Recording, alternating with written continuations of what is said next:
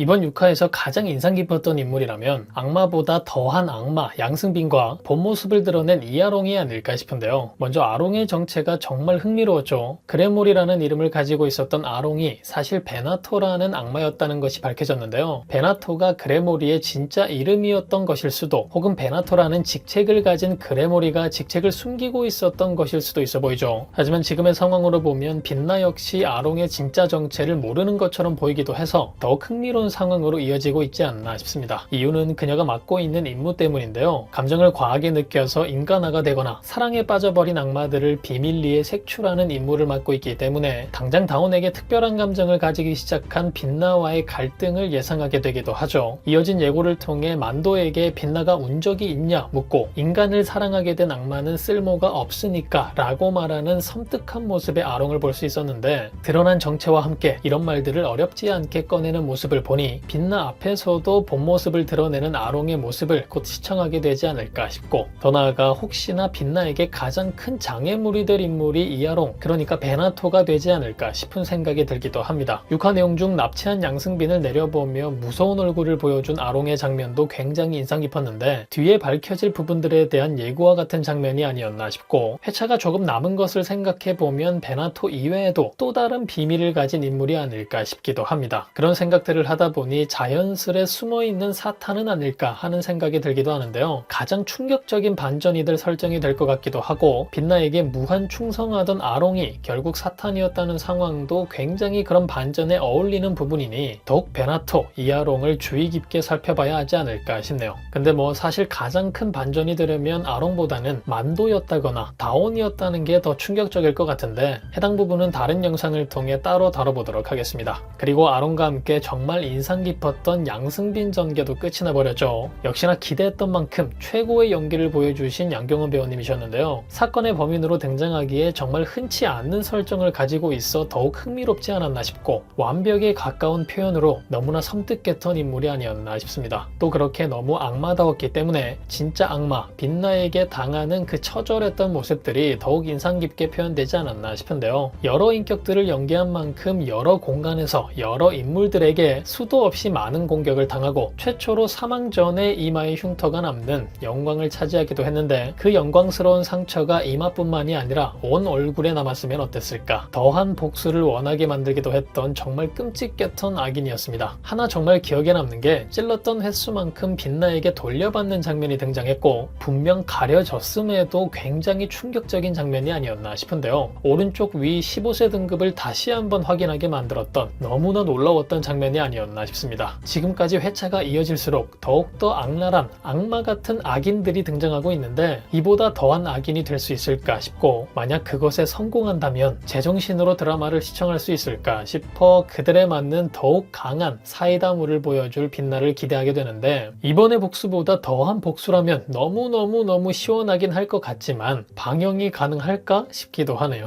다음 이어질 7화, 여러분들은 어떤 전개가 기대되시나요? 정체를 드러낸 아롱과 곧 아롱의 타겟이 될 것 같아 보이는 빛나, 과연 이들에게는 또 어떤 일들이 펼쳐지게 될까요? 그럼 저는 다음 영상에서 뵙겠습니다. 감사합니다.